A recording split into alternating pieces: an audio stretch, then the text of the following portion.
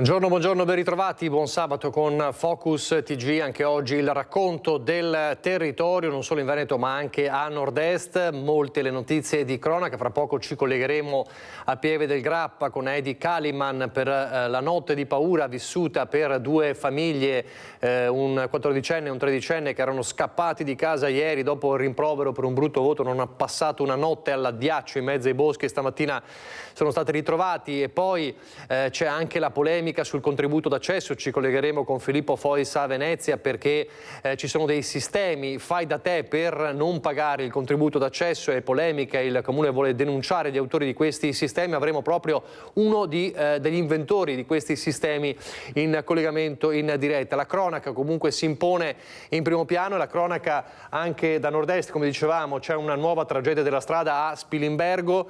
Siamo dunque in Friuli Venezia Giulia, schianto mortale in auto, Chiara resta uccisa, aveva solo 26 anni, nella seconda vettura viaggiavano una mamma e la figlia disabile. Successo a Spilimbergo, dunque un'altra purtroppo vittima giovanissima lungo le strade. E poi c'è il delitto che giusto una settimana fa ha insanguinato Villafranca Padovana. Lo ricorderete, la morte di Michael Boschetto, che è stato ucciso con una coltellata dal vicino di casa. Ebbene, l'autopsia ha chiarito le cause del decesso. Il 31enne ha cercato fino all'ultimo di difendersi.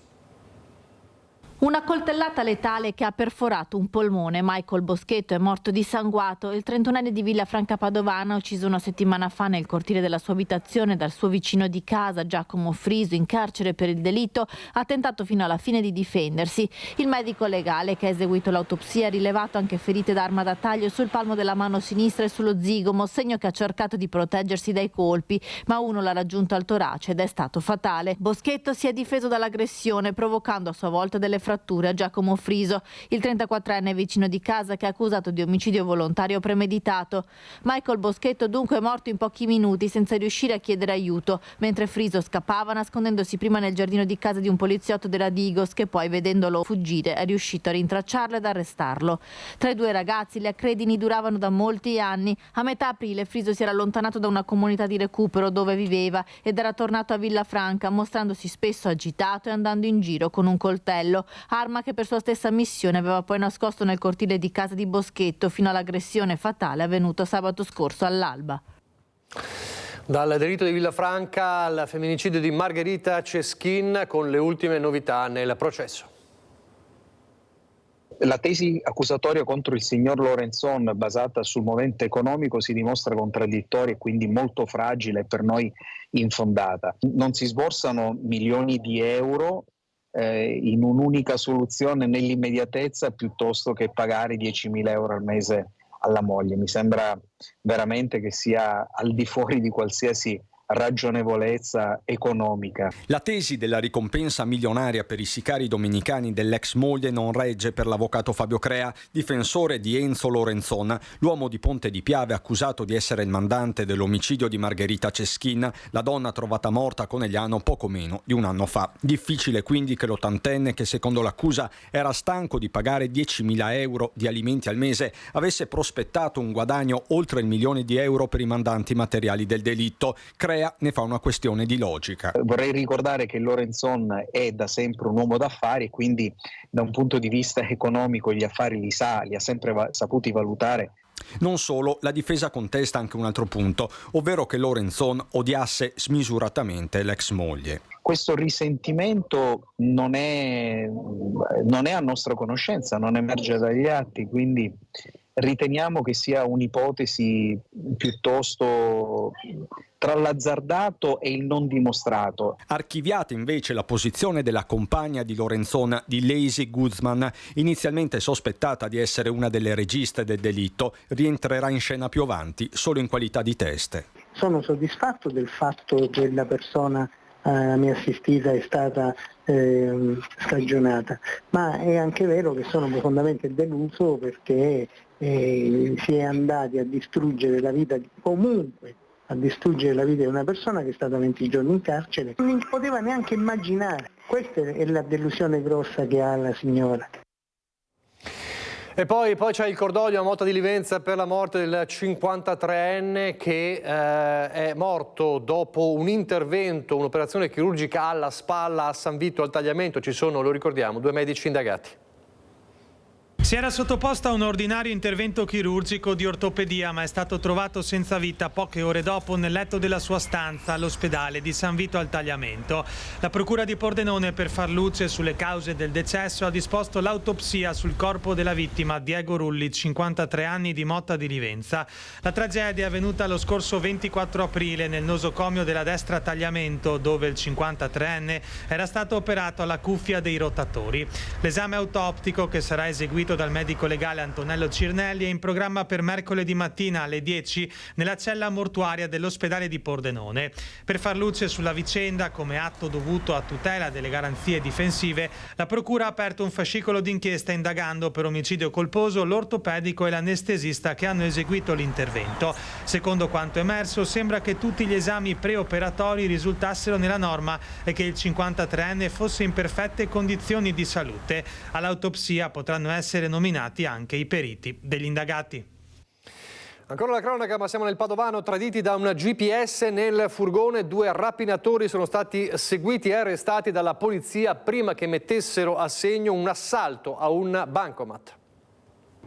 Sono stati fermati prima che potessero mettere a segno un assalto ad un bancomat di Camisano Vicentino. Achille Pozzi, ex Mala del Brenta, e Omar Gioppato, 46enne padovano, ex ultras del Calcio Padova, sono stati arrestati a Limena lo scorso 24 aprile dagli uomini della squadra mobile di Padova che li stavano seguendo da qualche giorno. I 2 erano a bordo di un furgone rubato che i poliziotti seguivano grazie ad un GPS. Il mezzo era stato appostato il giorno prima dell'arresto davanti ad una banca nel Vicentino, ma un ritardo del portavalori aveva modificato i piani dei 2 che già in passato erano stati coinvolti insieme in alcune rapine. Nel settembre del 2022 erano stati arrestati dopo che la polizia aveva scoperto armi in un garage di loro proprietà in un appartamento a Padova. Questa volta i poliziotti li hanno seguiti fino a Campodoro, dove li hanno visti nascondere 2 pistole sotto una catasta di legna lungo una strada. Da qui l'arresto. All'interno del furgone anche maschere, parrucche e chiodi puntati per agevolare la loro fuga. Andiamo adesso, dicevamo in apertura, a Pieve del Grappa, questa notte di paura passata da 2 famiglie, 2 ragazzini che hanno passato la notte praticamente nei boschi, ritrovati questa mattina proprio nel luogo dove si trova Edi Caliman insieme ad Alberto Pivetta. Buongiorno Edi. Buongiorno Nicola, buongiorno ai telespettatori. Siamo in piazza San Marco a Crespano del Grappa, comune di Pieve del Grappa, e siamo in compagnia della sindaca Annalisa Rampin. Buongiorno sindaca, perché come accennavi tu è stata una notte di apprensione per l'intera comunità, per l'intero paese, e soprattutto sindaca una chiamata arrivata nel cuore della notte per allertare di questa scomparsa. Sì, verso le 4:30 mi hanno avvisato i carabinieri appunto di questa scomparsa, mi hanno detto che sarebbero arrivati a breve i vigili del fuoco e quindi presso il municipio di Paderno è stato allestito tutto. Ho allertato la protezione civile, che nel frattempo è stata attivata anche dalla prefettura, e la macchina delle ricerche si è messa in moto. Fortunatamente con esito positivo. Sì, siamo contenti perché poi per fortuna siamo riusciti a trovarli. Erano in piazza Crespano, stavano passeggiando tranquillamente, ignari di quello che avevano scatenato. Li ha trovati proprio lei però, sindaca? Sì, sono passata ovviamente dalle 4, quando sono uscita di casa ho iniziato a guardare in giro muovendomi con l'auto, e siccome dovevo andare in comune verso le 8 sono passata e guardando in piazza ho visto i 2 ragazzini che stavano tranquillamente passeggiando qui davanti, quindi li ho fermati. E grazie all'aiuto di un amico, Stefano, che era appunto in piazza, gli ho fatto segno di aiutarmi nel caso in cui volessero magari scappare. In realtà non si sono mossi proprio perché non capivano cosa stava succedendo. Perché sono scappati, sindaca? Cosa gli hanno raccontato? Ma no, probabilmente uno aveva un po' di problemi, nel senso che magari a scuola aveva ricevuto qualche rimprovero e hanno pensato di fare questo gesto eclatante, e l'amico gli ha detto no, vengo con te, non ti lascio da solo, e sono partiti. Di che età stiamo parlando e dove sono stati tutta la notte? Cosa le hanno raccontato? Allora, sono ragazzi sui 13 anni e mi hanno detto di non aver dormito ma di aver continuato a girare per il paese. Probabilmente si sono fermati al parchetto, hanno fatto qualche giro strano, però insomma la mattina erano qui in piazza veramente ingenui perché non sapevano appunto che li stavamo cercando. Sicuramente non stavano cercando di nascondersi. Come li ha trovati, sindaca? Li ho trovati sicuramente stanchi, perché veramente erano infangati, stanchi, però molto stupiti, non capivano perché io li avessi fermati, perché poi arrivassero i carabinieri, cosa stesse succedendo, quello non gli era ancora chiaro. E i carabinieri, una volta arrivati sul posto, noi siamo in questa piazza proprio perché sono stati trovati qui e siamo sotto il famoso caffè Canova. Cosa hanno fatto i carabinieri una volta arrivati sul posto? Allora, io subito, finché aspettavo appunto che arrivassero i carabinieri, gli ho chiesto se venivano a fare colazione con me, ma mi hanno detto di no. Anche i carabinieri, la prima cosa gli abbiamo chiesto se volevano qualcosa di caldo da mangiare, loro no, non vogliamo niente. Allora i carabinieri sono stati dentro, hanno preso 2 brioche, credo che in caserma poi le abbiano divorate. Erano infreddoliti, come li ha trovati? Beh, avevano i loro giubbotti, erano sì, sicuramente infreddoliti perché avevo freddo io, che ero in giro appunto dalle 4:30, non immagino loro, però sì, comunque sono ragazzi giovani, forti. Ha già parlato con le famiglie? No, ancora non le ho sentite, ma sicuramente si faranno vive nei prossimi giorni. Vogliamo anche lanciare un appello rispetto a, ne sentiamo un po' tutti i giorni di queste situazioni, e motivo per cui la macchina dei soccorsi è partita così velocemente. Sì, per fortuna oggi non c'è più il tema dell'allontanamento volontario, dell'attesa delle 24 ore, oggi soprattutto con i minorenni parte subito la macchina. Sicuramente il tema della solitudine di questi giovani che probabilmente non hanno più adulti di riferimento, non hanno più persone a cui magari affidare le loro criticità, le loro problematiche, quindi a volte si trovano da soli a dover gestire questa cosa e come adulti dobbiamo interrogarci su che cosa è giusto fare. Dunque Nicola, questa è una storia fortunatamente a lieto fine. Se non hai domande, con l'aiuto alla parte tecnica di Alberto Pivetta io ti restituirei la linea. Grazie a Edi Kaliman, Alberto Pivetta e la sindaca Rampini. Fortunatamente, lo diceva Edi, una storia a lieto fine. È stata invece una tragedia sfiorata, anche in questo caso a lieto fine, ma davvero una tragedia sfiorata, quella gara automobilistica. Anche in questo caso parliamo di giovanissimi, non adolescenti, ma 20 e 23 anni, una gara notturna ad Altivole che appunto ha portato a denunciare questi 2 giovani. Poteva avere davvero conseguenze tragiche.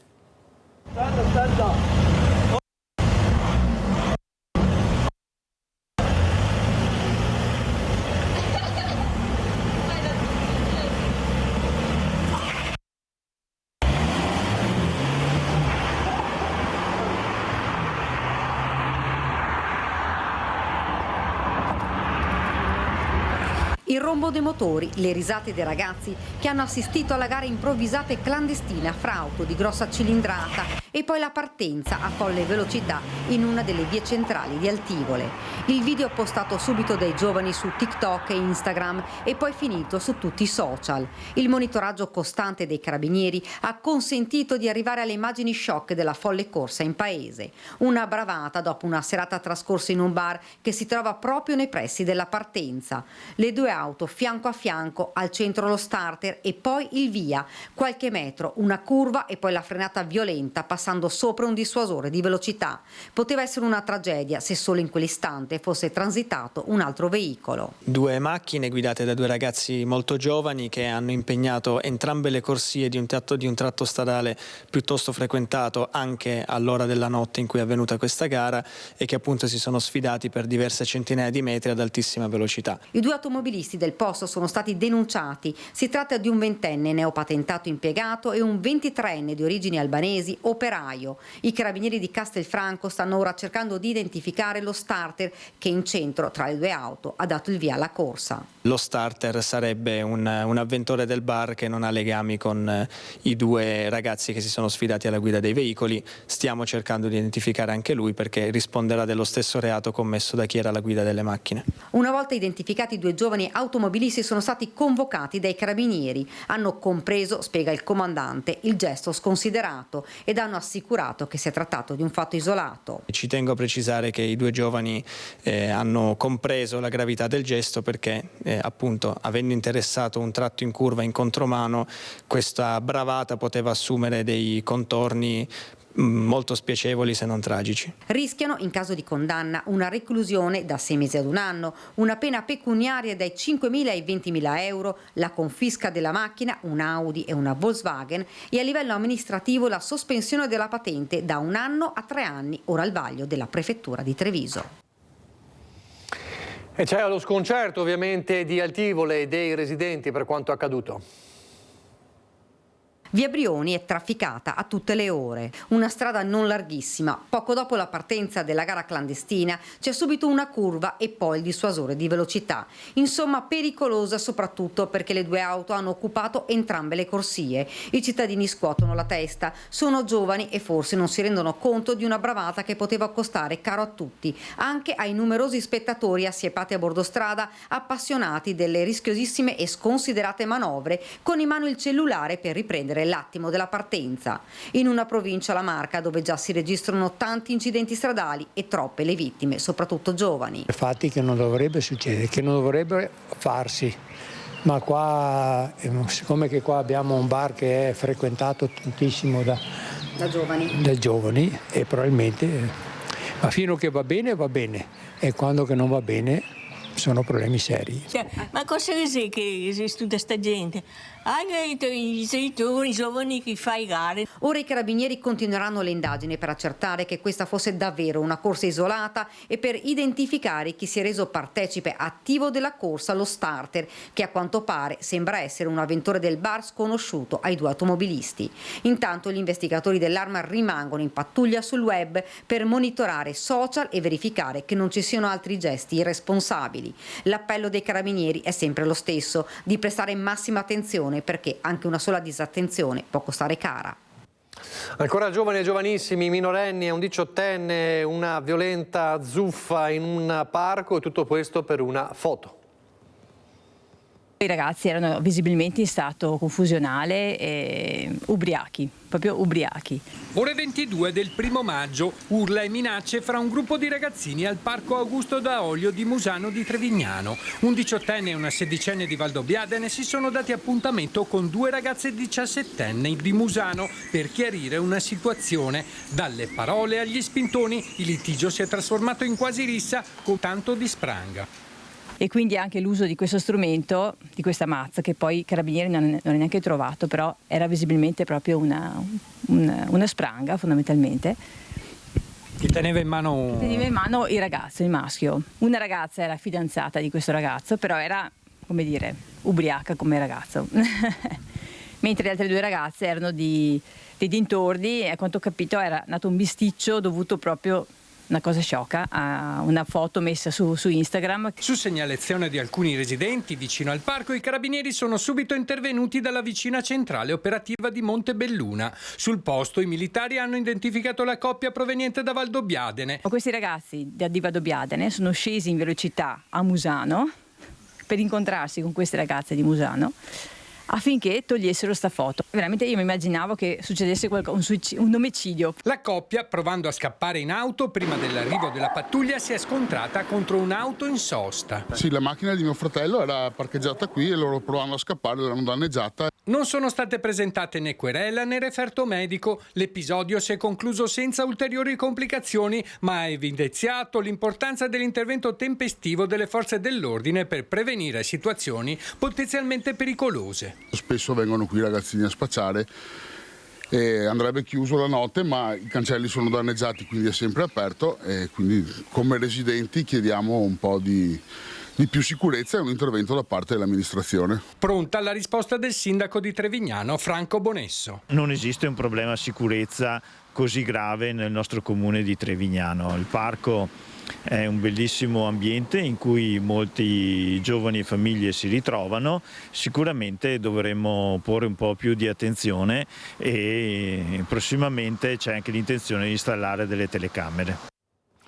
E poi sempre un giovanissimo, il 14enne del Vazzola, che si è beccato 10 giorni di squalifica per offese sessiste all'indirizzo dell'arbitro donna, con il presidente degli arbitri trevigiani che dice: nell'ultima stagione clima sempre più violento sia in campo che sugli spalti. Offese ed insulti sessisti rivolti via social alla giovane arbitro donna che aveva diretto la partita tra l'Union QDP ed il Vazzola della formazione Under 15 lo scorso 28 aprile. Protagonista un calciatore 14enne del Vazzola che è stato punito con 10 giornate di squalifica dal giudice sportivo regionale. Un episodio che riporta in primo piano il tema della violenza giovanile anche in un contesto che dovrebbe essere di sport e divertimento. Violenza in questo caso non fisica, ma non per questo meno grave, grave verbale, apice di un clima, denunciano gli arbitri, diventato nell'ultima stagione sempre più difficile. Soprattutto tra i giovani e i giovanissimi. Le categorie inferiori hanno assolutamente sottolineato in questa stagione più che nelle altre una violenza che indubbiamente non è fisica, ma è altrettanto pungente, che è quella verbale, che parte dalle tribune per terminare a volte in questi casi qua, e che non possiamo pensare che siano normali. La cosa più spiacevole è che non accade solo agli arbitri, cioè è una prassi che viene fatta anche tra quei calciatori della squadra avversaria, quindi è un problema educativo. Clima violento in campo, ma anche nelle tribune dove siedono i genitori che dovrebbero dare l'esempio. Dobbiamo cercare di abbassare i toni, di tornare in canali di appunto sportività, andare a vedere una partita di calcio fatta dai nostri figli, arbitrata dai nostri figli, che si devono divertire. A Padova adesso cambiamo argomento. Dopo le perquisizioni della Digos nelle abitazioni di 5 attivisti di ultima generazione, l'abbiamo raccontato ieri, interviene anche la rettrice della Università di Padova.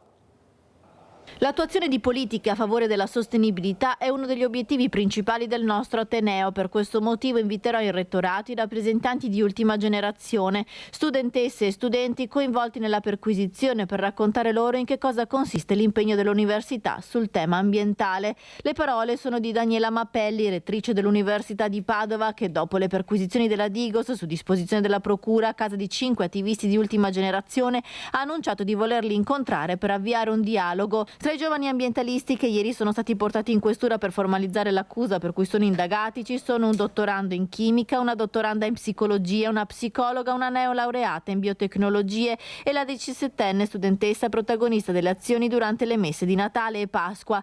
Siamo consapevoli dell'attuale criticità ambientale e proprio per questo continuiamo a mantenere alta l'attenzione e a impegnarci sul tema della sostenibilità, ha aggiunto poi la rettrice Mapelli. La Procura di Padova ha aperto un'indagine per tentato deterioramento di beni culturali e manifestazione non autorizzata dopo il blitz degli attivisti dello scorso 12 aprile quando stavano cercando di entrare con gessetti e striscioni alla mostra da Monea Matissa a Palazzo Zabarella. Sono stati sequestrati PC e cellulari degli attivisti di ultima generazione di Padova che durante il blitz volevano rilanciare un appuntamento nazionale a Roma il prossimo 11 maggio.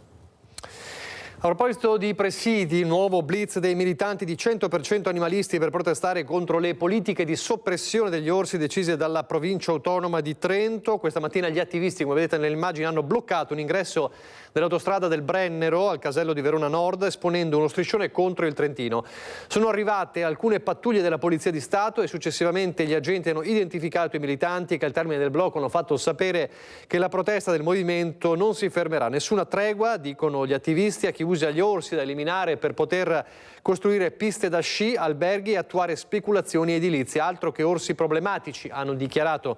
Una delle regioni più incantevoli d'Italia, regina della natura, non può essere macchiata, dicono, dalle scelte di politici completamente privi di empatia e sensibilità. Dunque una protesta che è destinata a continuare, quella dei militanti di 100% animalisti.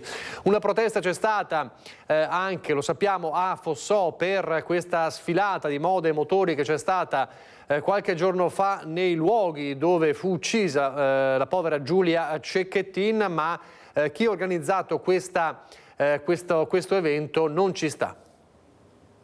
La volontà era proprio quella di non strumentalizzare Giulia. Replica così la vice sindaca di Fossò alle accuse mosse dal gruppo di minoranza in comune Generazione Attiva Baldan Sindaco per aver mancato di sensibilità, dicono, nell'aver organizzato un concorso di bellezza e una manifestazione motoristica il 28 aprile nella zona industriale del paese, dove lo scorso novembre Giulia Cecchettin fu massacrata dall'ex fidanzato Filippo Turetta dopo una prima aggressione avvenuta a pochi metri dall'abitazione della ragazza a Vigonovo.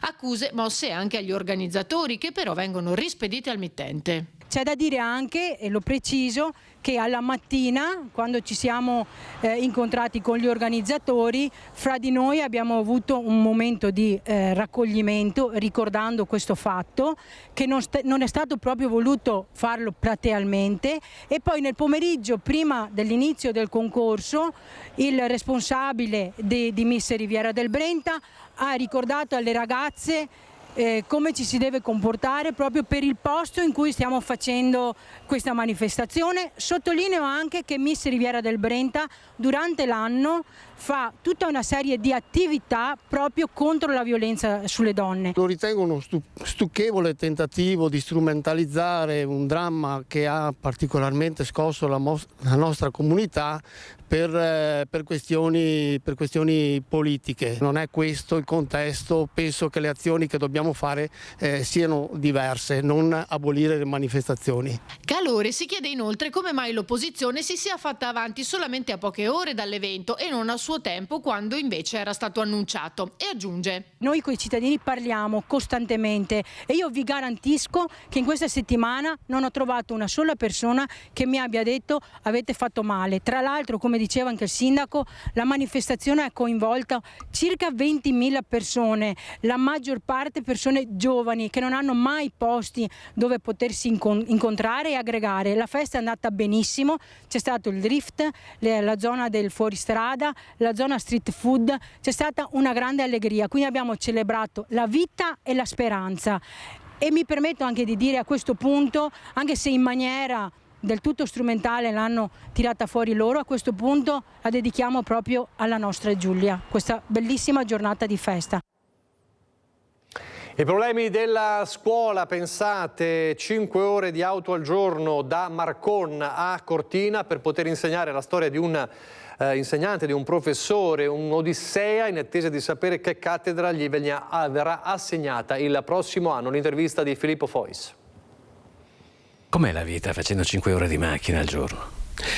Ma guardi, a me piace viaggiare, però comunque impegnativo non tanto il viaggio, dopo aver lavorato. La strada non è che sia proprio eccezionale, insomma un po' di curve, poi durante l'inverno comunque siamo andati incontro a delle situazioni meteorologiche non proprio eccezionali. Sveglia a Marcon alle 4:15 di mattina per arrivare alla scuola media di Cortina d'Ampezzo, dove insegna alle 7:30, finché non ha trovato un appartamento in affitto a Calalzo, comunque a 3/4 d'ora dal luogo di lavoro. Per un mese il professor Ivano Apisa ha trascorso più di un quinto della sua giornata in automobile. Perché non si è fermato un po' più vicino alla scuola? Perché non ho trovato disponibilità. Ho parlato con i colleghi, Cortina era impensabile. Ho fatto un controllo verso San Vito, Borca, però non ho trovato nulla. Alla fine ho trovato qualcosina lì a Calalzo, sempre tramite passaparola. Spendere 1.200-1.500 euro al mese per un affitto a Cortina con una busta paga di circa 1.650 euro non è pensabile, ma anche benzina e pedaggi autostradali possono richiedere una buona parte di stipendio. Lei non aveva alternative, questo posto doveva accettarlo.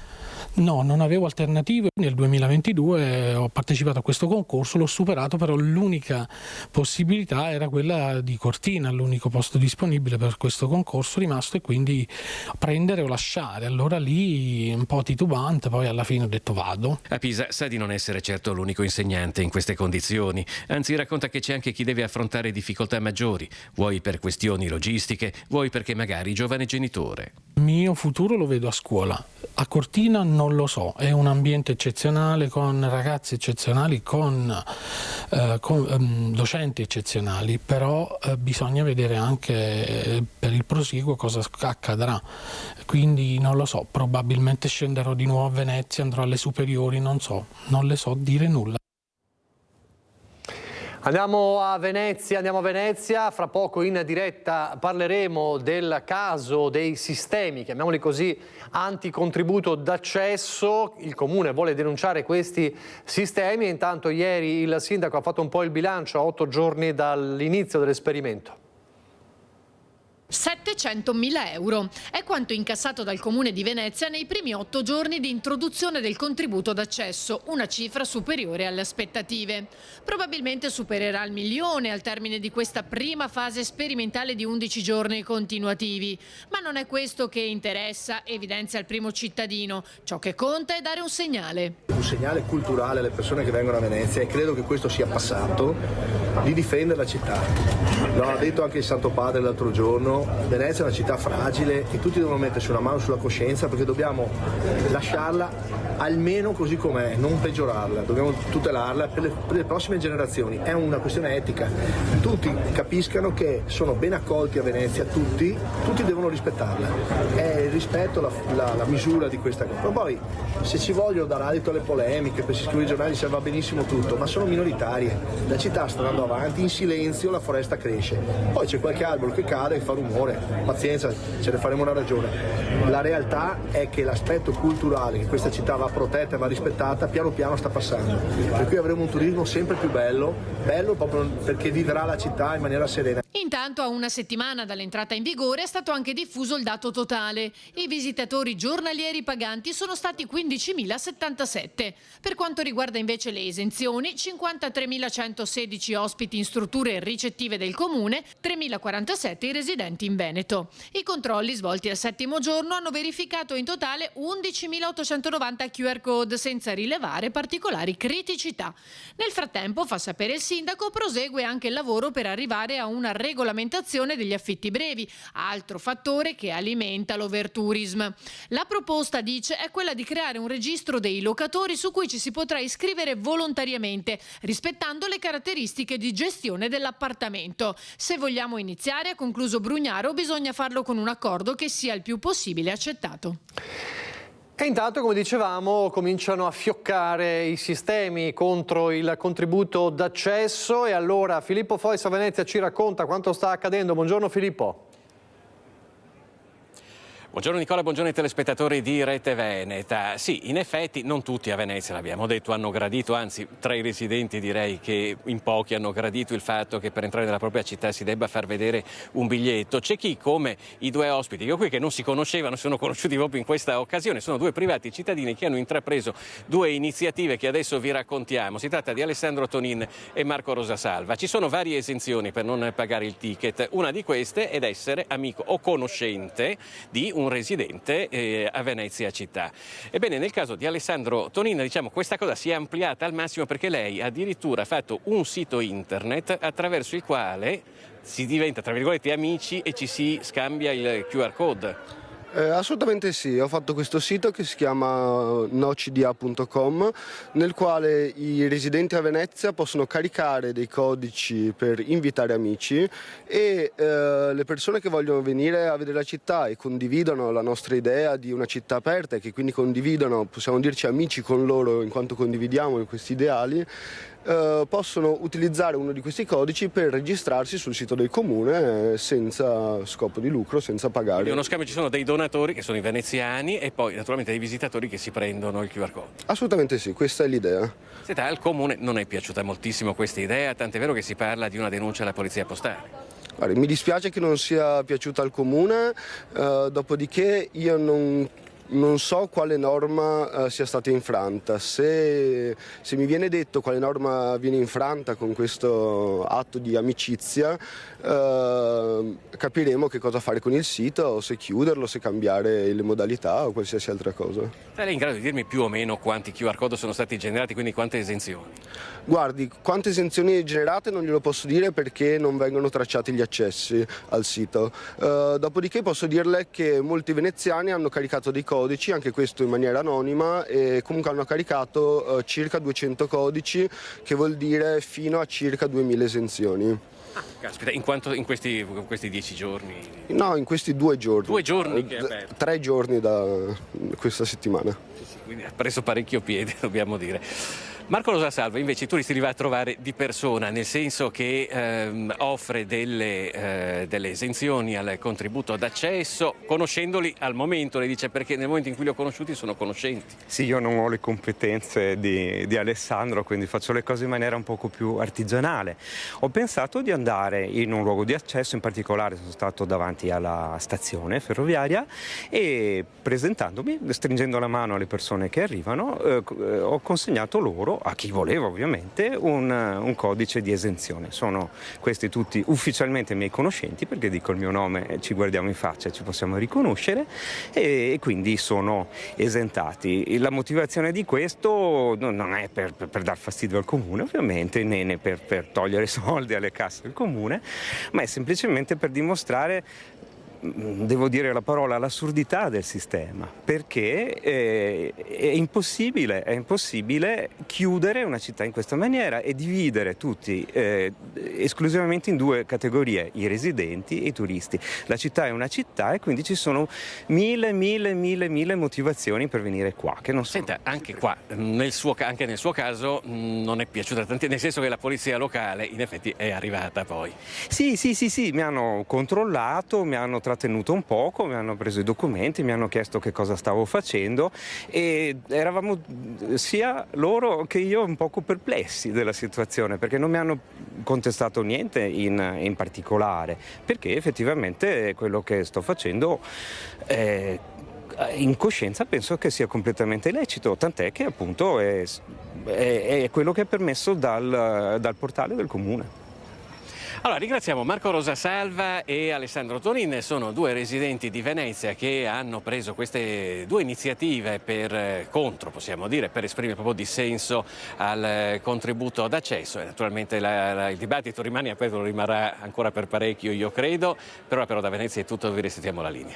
Grazie davvero, ha ragione Filippo, è un dibattito che resterà aperto a lungo, probabilmente per tutta la durata dell'esperimento. Noi andiamo in pubblicità.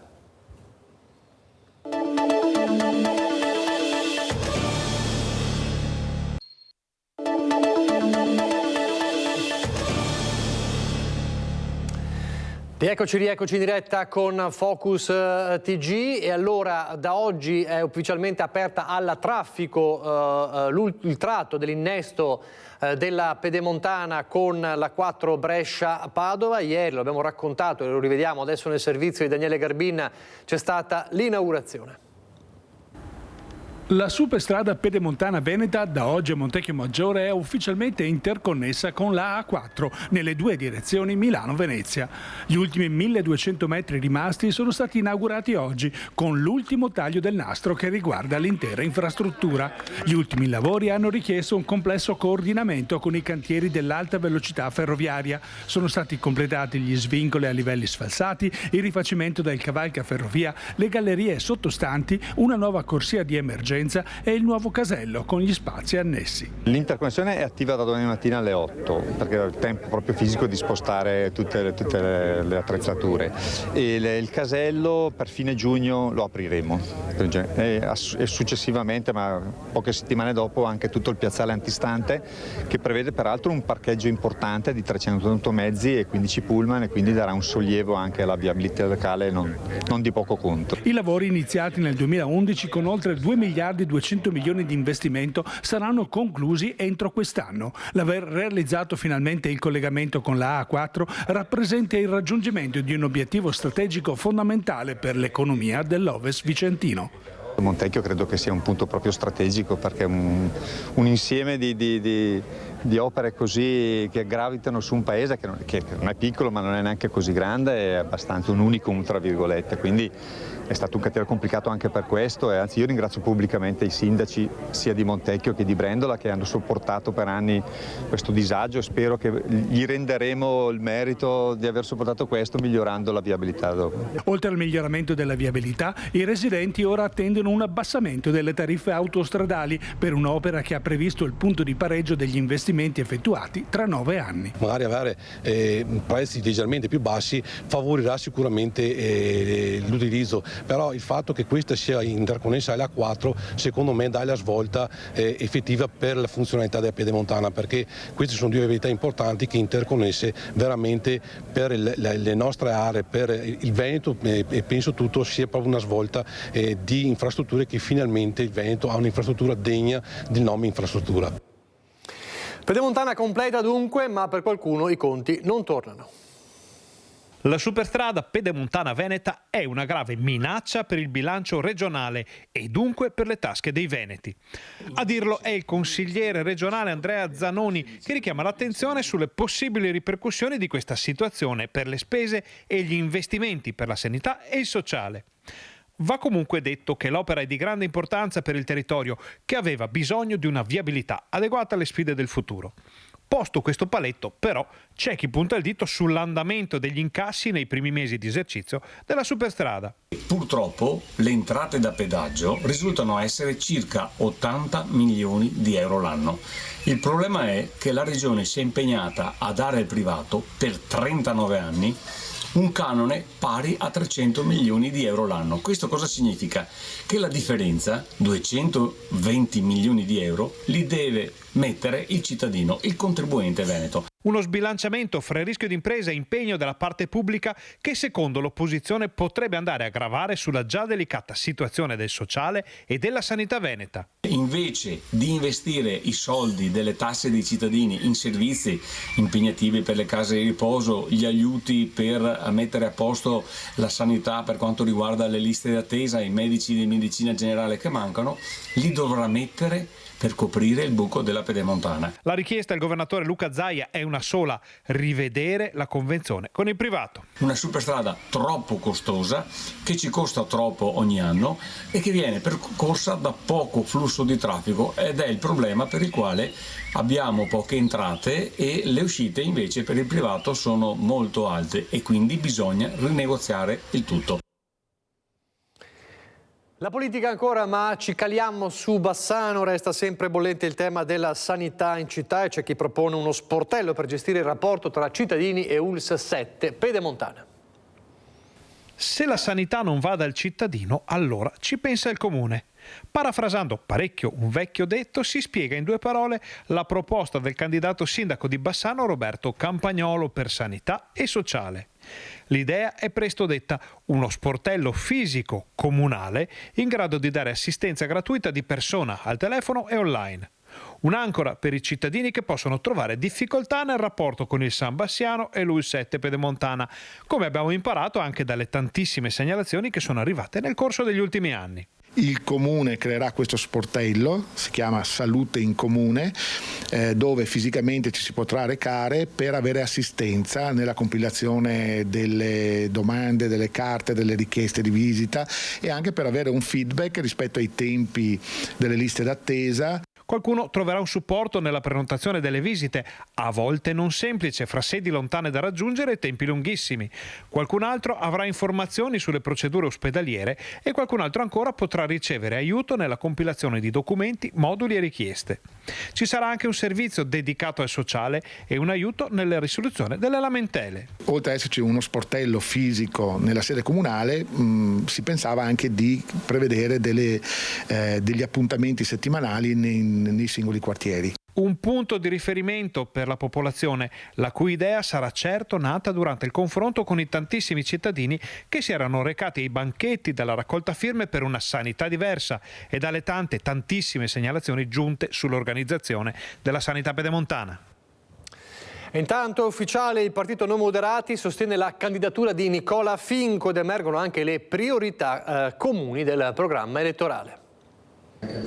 Noi Moderati è il partito che fa riferimento a livello nazionale a Maurizio Lupi. La sua collocazione è nel centrodestra e in queste ore, dopo varie ipotesi che erano circolate, ecco la posizione ufficiale con tanto di foto, logo e bandiere. Noi Moderati sostiene la candidatura di Nicola Finco, che così allarga il fronte del centrodestra. In qualità anche proprio di condivisione degli stessi interessi e delle stesse volontà a migliorare quella che è la città di Bassano, per dare ufficialmente senso a tutti gli sforzi che lui ha già fatto anche nel passato. L'obiettivo è quello di dare chiarezza, trasparenza, che sono i principi base anche di Noi Moderati, per fare in modo proprio che la cittadinanza abbia percezione di dove vanno spesi i nostri soldi. E così Finco può passare subito ai ringraziamenti. Io ringrazio Noi Moderati perché ovviamente credono in questo progetto politico e nella mia candidatura, quindi possiamo dire che è un centrodestra a tutti gli effetti. Giorno dopo giorno la mia coalizione aumenta di persone, di sostenitori, ma anche di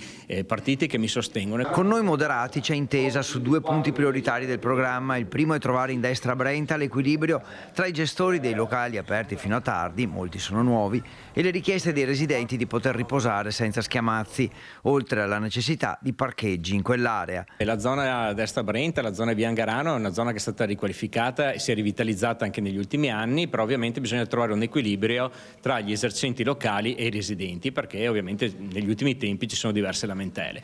Oltretutto c'è un'esigenza particolare, che è quella di creare nuovi parcheggi. E poi Palazzo Bonaguro, uno dei tesori della città che per Finco non è stato valorizzato o ristrutturato negli ultimi anni. Abbiamo perso una grande possibilità attraverso i fondi del PNRR. Bassano è uno dei comuni che rispetto ad altre realtà simili ha portato a casa una miseria a livello di finanziamenti, pur avendo un dirigente pagato proprio per seguire il PNRR. Quindi vuol dire che ci sono dei problemi politici, ma anche dei problemi insomma, a livello proprio strutturale. Ci sono tantissime attività. E adesso invece, sempre a Bassano, gli ambientalisti che accusano l'assessore Andrea Viero di voler aggiungere cemento a Bassano in città, ma lui risponde con fermezza. Accuse strumentali solo per fare polemica gratuita. Così Andrea Viero rispedisce al mittente le critiche degli ambientalisti che lo hanno accusato di voler cementificare un'area della città, spostando l'edificabilità da Sarson. Confrontati i 2 progetti, agli ambientalisti non tornano i conti. Si risponde con la massima serenità a un'operazione urbanistica assolutamente sostenibile. Tiriamo via un'edificabilità su un posto, località Sarson, dove era di difficile accesso, dove dal punto di vista logistico sarebbe stato difficile realizzare un'attività produttiva, un'edificabilità che viene trasferita in Viale Vicenza. Un nuovo progetto che tra l'altro, oltre che rispettare le regole, consentirà di aiutare un'azienda del territorio che vuole espandersi. Per dare risposte ad un'azienda del territorio molto conosciuta, che lavora bene e che ha la necessità di realizzare una struttura proprio per le esigenze aziendali. Quindi il solito pretesto per far polemica che si respinge assolutamente al mittente. Una scelta urbanistica che l'assessore rivendica con forza come quella migliore per la città e per i bassanesi. Il rispetto dell'ambiente e la sostenibilità delle nuove costruzioni sono la priorità, ma bisogna essere obiettivi, sottolinea Viero. Dispiace sempre perché sono polemiche strumentali, il territorio va assolutamente tutelato, va protetto, ma questa è la direzione in cui il territorio va protetto, ovvero con pianificazioni urbanistiche di questo tipo che tolgono edificabilità da una parte per consentire di realizzare dall'altra, anche per dare risposte appunto alle aziende del territorio. Pubblicità e poi di nuovo in diretta.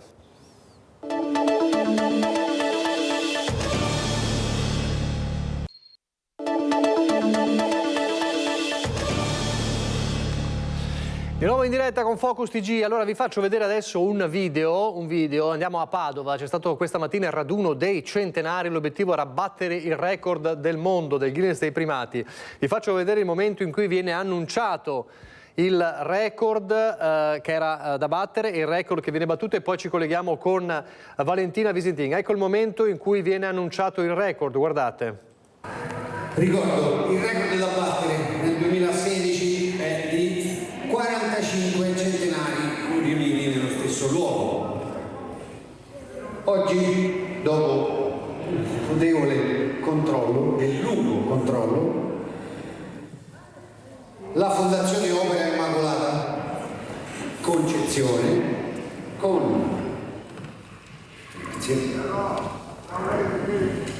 Ma come mai prima c'era tanto caos, bisbiglio, adesso c'è un silenzio?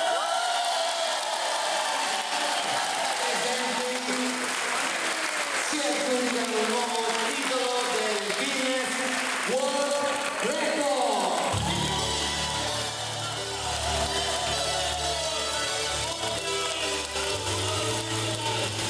Allora così la proclamazione del record del Guinness dei primati, scritto proprio nel libro Guinness dei primati, il raduno con maggiori centenari in un solo luogo a Padova. Valentina Visentin.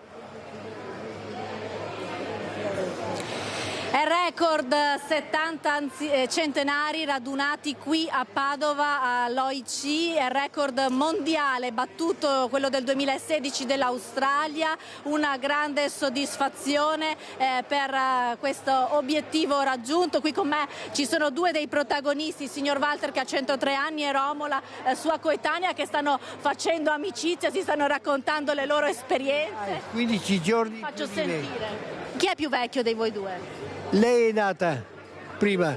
15 giorni. Sono nato il 29 luglio. Lei 29 luglio. Lei, signor Walter? Il 13 agosto, 20 13, 20 giorni dopo, no, 15 giorni dopo. Signor Walter, lei fa i calcoli meglio di me. Fa i calcoli di matematica meglio di me. Sì. Guardate, vi facciamo vedere in diretta il certificato del Guinness raggiunto. Sono 70 centenari radunati e questo è quello che lo attesta, l'attestato che proprio certifica che oggi qui a Padova è stato superato il record mondiale. La signora Romola, dicevamo, ha 103 anni, Walter 103, ma il più anziano oggi era Luigi che ne aveva 106 e poi Ada 104. Signora Romola, lei mi diceva che sapeva anche una poesia a memoria, me la può ridire? È veramente di una che mi ha denunciato. Ah, signore, meglio di no allora. Una ragazza rara, bisbetica, nervosa, un poco avara. Fuma la pipa, beve la grappa, la sua testina sembra una rappa. I suoi capelli sempre di stoppa, orecchie lunghe e nardo la bocca. Lei tiene un naso da elefante, un occhio ponente, uno a levante. Ha un visietto fatale e tetro, quando dorme spara di dietro. Antico. Fece l'amore a un tenente e a un dottore. Fu corteggiata da 8 soldati, 4 pompieri, 5 facchini e 3 barbieri. Ma alla fine, per taglia corto, fece l'amore col becco morto. Avete sentito quanto a memoria questi signori ci battono tutti, e le storie raccolte qui oggi sono davvero bellissime, perché c'era anche Caterino, 103 anni, quasi 4, inventore del CINAR, Enrico Vanzini, l'ultimo Sonderkommando, poi c'era l'alpino più anziano di Padova, insomma tantissime storie bellissime. Anche la signora Bianca che ha più di 100 anni messaggia con WhatsApp e Telegram, quindi insomma veramente sono l'esempio, un esempio bellissimo di come ci si può arrivare a più di 100 anni in forma smagliante. Con questo bel risultato da Padova è tutto, linea allo studio.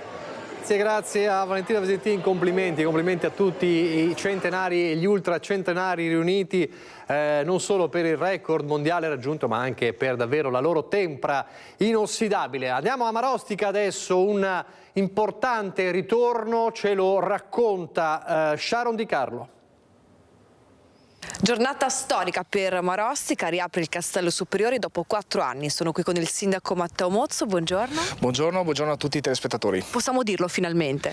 Sì, possiamo dire finalmente. Di fatto lo stop dovuto da quello che è stato il lungo percorso di restauro e sistemazione di quella che adesso è la struttura che ospiterà il futuro ristorante al Castello Superiore è completata. L'abbiamo completata l'anno scorso, poco prima delle elezioni, e ora però è la prima volta che i cittadini e i turisti possono entrare all'interno della struttura. Entrano all'interno della struttura con una visione differente, quella di una mostra importante per la nostra città, la 51esima edizione della Mostra degli Umoristi in Marostica, mostra internazionale, partecipano autori da tutto il mondo e quindi è un dare pregio a un luogo di pregio, quindi cercare di valorizzare con le peculiarità che abbiamo sul nostro territorio. Quanto è stato importante riaprire il Castello Superiore per tutta la comunità e il territorio territorio il turismo? Beh, i cittadini ce l'hanno sempre chiesto, è una cosa che è fortemente sentita dalla comunità marosticense.